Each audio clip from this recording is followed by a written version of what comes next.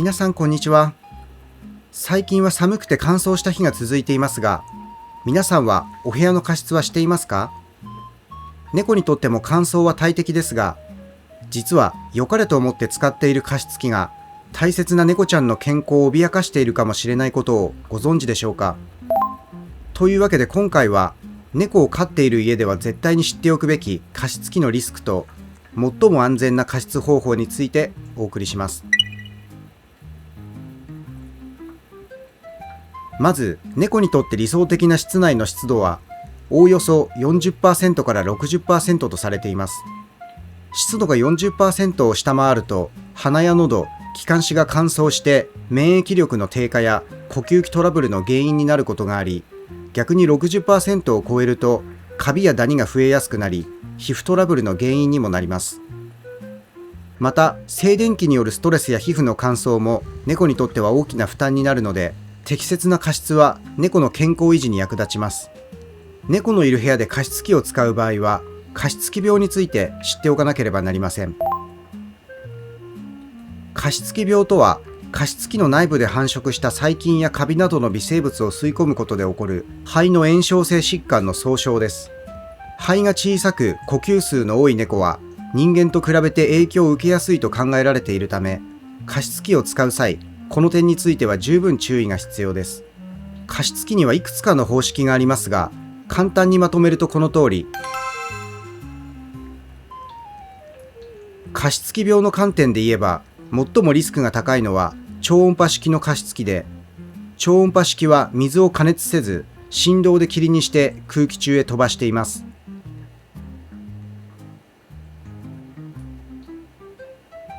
霧と蒸気の大きな違いは、水の物理的な状態で、気化式や加熱式では水が蒸発して目に見えないほど微細な水蒸気として空気中に放出されるため、それよりもずっと大きい細菌やカビ、ミネラルは空気中に運ばれにくいのですが、超音波式の場合は水を液体の粒のまま弾き飛ばしていて、この粒は細菌やカビよりも十分に大きいため、水の中の不純物を丸ごと包み込んで空気中へ運び出してしまうリスクが高いのです。そのため、超音波式を使う場合は、毎日水を入れ替えてタンクを注ぐのはもちろん、最低でも週に1回から2回はクエン酸などを使ってしっかり洗浄する必要がありますが、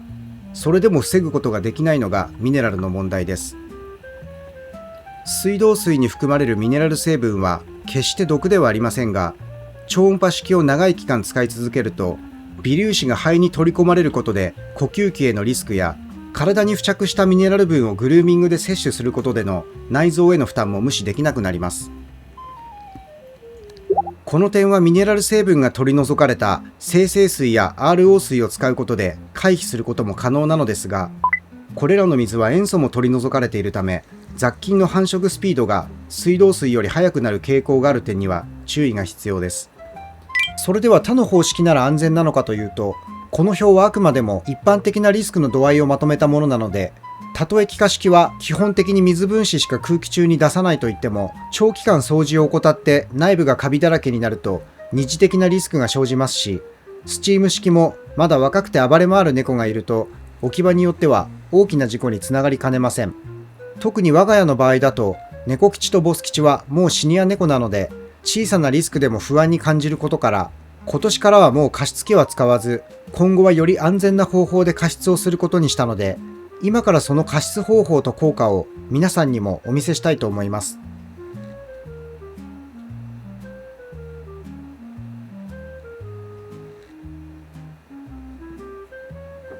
というわけで早速やってみたいと思うんですけど、猫を飼っているお家で最も安全な加湿方法というのは、やはりこちらですね。こちら。そうです。濡れたタオルをお部屋にかけておくという方法ですね。で、この方法っていうのは安全面では一番メリットが大きいんですけど、やはりデメリットっていうのも少なからずありますので、それも後でね説明したいと思うんですけど、とりあえずこのお部屋でバスタオルをかけられる場所、はい、現状こちらですね。ここにどうやってかけるかというと、前に別の動画で紹介したことのあるこちらのアイテムを使います。こちらのアイテムで、これがあるとね、どこでも洗濯物が干せるようになってすごい便利なねアイテムなんですけど、別にこれがないと今からお見せする加湿方法っていうのはできないわけではないので、ただこの部屋の場合はちょっとねこれを使わないとかけられる場所がないので、これを使ってかけたいと思うんですけど、一体どのように使うかというと、ここの上をまず開けます。こっちもよいしょ。でこれは横のフックが360度回転しますので、片方のフックをこっちに引っ掛けて真ん中のパイプを伸ばして、もう片方をこっちに引っ掛けると。はい、というわけでバスタオルがかけられるようになりましたので、早速バスタオルを濡らしてかけたいと思うんですけど、ちなみに今の気温と湿度はこんな感じで、今日はね結構乾燥してるんで今湿度は 30% しかないんですけど、うちはもうね猫吉とボス吉がシニア猫なんで、今日はちょっとあずきとさくらは妻の家に行ってていないんですけど、この部屋はね、猫たちがみんな集まってくる部屋なんで、エアコンはもう24時間稼働させて、寝るときはねさすがにちょっと温度設定は下げてるんですけど、日中はねだいたい20度から23度でこの部屋は保つようにして、でサーキュレーターもねもうこれ24時間回さないと、部屋を温めてるつもりでも猫たちが歩く床の付近っていうのは温度が低くなっちゃうんで、もうサーキュレーターとエアコンは24時間稼働させてますね。で現在 30% の湿度が、ここに濡れバスタオルをかけることによってどれくらいまで上がるかちょっとね検証してみたいと思います。はい、それではタオルを濡らします。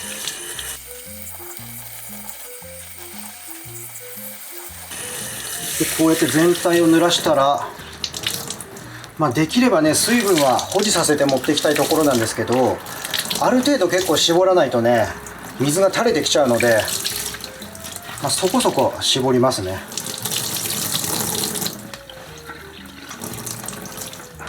はい、それでバスタオルのかけ方なんですけど、これはね縦じゃなくて必ずこうやって横にかけます。横に広くね、こうやってかけないと重力でね上の方の水分がどんどん落ちてきちゃって下からぽちゃぽちゃ垂れ落ちちゃうので、これをね横にかければ垂れ落ちる範囲が狭いから下に水分が溜まりづらいので、タオルをかける場合はできるだけ横にこうやってかけるのが理想ですね。というわけでこれだけでもいいんですけど、ここでさらにこのサーキュレーターの風をねタオルに当てるようにしておくと、このタオルに含まれる水分の気化が早まって加湿の速度をね上げられると。それプラスやっぱりね濡れてる時間があまりにも長くなると生乾き臭の原因菌が発生する可能性っていうのも出てくるので、こうやってね風を当てて気化を早めることによって衛生面でもねメリットがありますね。で今これね弱で当ててるんですけど、もちろんね強風で当てればそれだけタオルが乾くのも早くなるし、乾くのが早くなるっていうことは部屋が加湿される速度も上がるっていうことですね。それでこのお部屋の広さが8畳あるんですけど、今使ってるこのバスタオルはサイズが60センチ ×120 センチ。もちろんねもっと大きいバスタオルを使えばさらに加湿の能力もアップしますし、ちょっとこのバスタオルはねペラペラなんで、あんまりねこれ水分の保持が良くないバスタオルなんで、ちょっとこれはね変えようと思ってるんだけど、とりあえずこれで1時間放置したら湿度がどれくらい上がるのか。で今時間が15時過ぎたところなんで、16時過ぎまでこのままね放置してみたいと思います。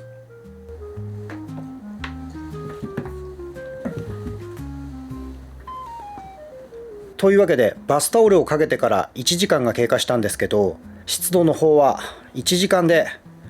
こうなりました。30% から 37% まで上がりました。で実は僕もこの方法で1ヶ月部屋の加湿をしてるんですけど、この条件だと毎日決まって上がる湿度は 40% までで、そんなにがっつり加湿できるわけじゃないんですけど、今度はね試しにこのバスタオルを2枚かけたらさらに加湿できるのか、それをちょっとね試してみたいと思います。ただもうねバスタオルかけるところがちょっとないんでしょうがない。このベッドにまたあのアイテムを引っ掛けてここに吊り下げようか。それではもう1本こちらのアイテムを持ってきましたので、これで同じサイズのバスタオルをもう1枚濡らしてかけてみたいと思います。はい、これでバスタオルが2枚になったんですけど、この状態でもう1時間したら果たして湿度は何%まで上がるでしょうか。早速 40% まで上がったけど、ちょっとねこのタオルが近いとすぐにね湿度計が上がっちゃいそうなんで、一応これは部屋の真ん中に置いて、今時間が16時半なんで17時半までこのまま待ちたいと思います。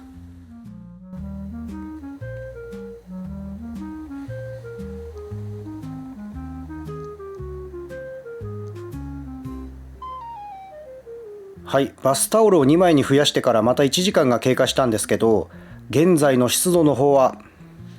はい、この通り 44% まで上がりましたね。で、一応今日ぐらいの外の湿度だとバスタオル1枚で 44% まで上がったことはないので、やっぱりね、バスタオルの枚数を増やしたりだとか、あとはもう少し大きいバスタオルを干せば空気に触れる面積っていうのが増えますので、その分空気は潤いやすくはなりますね。それでこの加湿方法っていうのは加湿器病のリスクはないですし、電気を使わないっていう点でもね、安心感は高いんですけど、やっぱりデメリットとしては、このように湿度の上がり方も緩やかですし、そんなにがっつり加湿されないっていうところと、あと何といってもこの生活感あふれる見た目ですよね。それプラスかける位置によっては邪魔になってしまうっていうところなんですけど、その点はね、一応工夫次第で湿度の方もサーキュレーターを強く回せばそれだけ早く強くね加湿されますし、このタオルもね、大きいタオルに変えれば1枚でももう少しね空気に触れる表面積が増えますので、加湿もされやすくなると。で、この見た目とか吊り下げ位置についても、今回はね緑色のタオルを使ってるのでこんな浮いちゃってますけど、この部屋だとやっぱりブラウンとかベージュのタオルを使えばもうちょっとね部屋に馴染むと思うし、それでこの吊り下げ位置についてもこの部屋で一番邪魔になんなくていいかなと思ってるのはこのカーテンの前なんで、その辺はやっぱり僕が DIY が得意なんで、ちょっと今シーズンはもう予定がいっぱいなんでできるかわからないけど、最終的にはここにね吊り下げられるように作ろうかなと思ってます。そうすればそんなに嫌な目立ち方もしないし、程よく加湿されていいのかなと思いますね。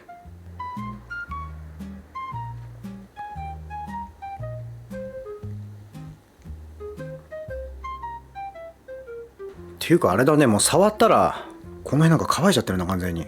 乾いちゃってるわ。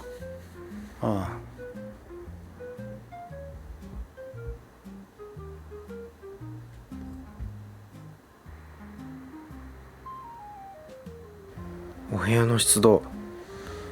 なんと 51% まで上がったよ。いやー、湿度が 20% も上がると体感温度が全然違うね。めっちゃあったかく感じるよ。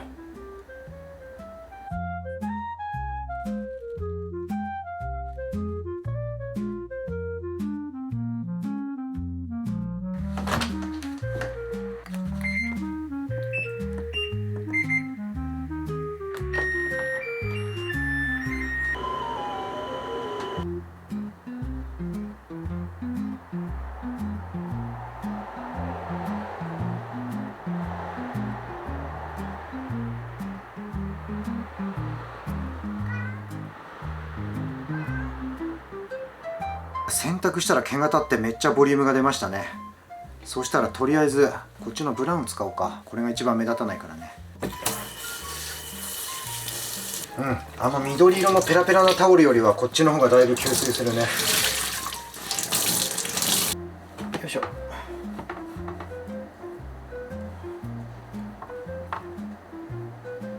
はい、こうなりました。やっぱりどうしてもね存在感はあるんですけど、前の緑色よりはこっちの方が目立ちづらいし、吸水性もこっちの方が随分とねあるので、今年はもうこの加湿方法でいこうかなと思ってます。ただここだとどうしてもね後ろの開閉の邪魔にはなっちゃうので、最終的にはこっちのカーテンの前にかけられるようにしたいなと思ってるんですけど、あともう一点大事なのが、やっぱりこのバスタオルは1日1回は変えた方がいいので、実は今日もね島村寄ったらいいバスタオルがあったんで、これモカっていう色なんですけど500円で安かったんでね、また買ってきたんですけど、こんな感じで他にもねうちバスタオルいっぱいあるんで、1日1回はタオルを交換できるように、ローテーションできるようにね何枚か持ってるとすごく都合がいいですよね。でやっぱりね気化の時に雑菌が飛ばないといっても、空気中ってもともと無菌状態ではないので、ここにかけてれば空気中の菌もねタオルにつくし、でうちなんかの場合だと夜寝る前にねかけておけばもう朝には乾いてるので冬の間は大丈夫かなと思うんですけど、やっぱりこの乾く時間もあんまり長くなっちゃうと生乾き臭とかしてきちゃうので、一応タオルは1日1回は交換した方がいいかなと思います。というわけで、もちろん加湿器をちょっと使ったからといって即座に大きなリスクが生じるっていうものではないんですけど、やっぱりうちなんかね、もう猫吉もボス吉ももうシニア猫なんで、猫ってねあんまり見た目で年取ってるとかよくわからないけど、若い頃とはねやっぱり違うと思うので、これからは今まで以上にこの子たちの健康には気を使っていきたいかなと思います。そんな感じで今回の加湿方法、ペットを飼われている方はぜひ参考にしていただけたら嬉しいなと思います。今回も最後までご視聴いただきありがとうございました。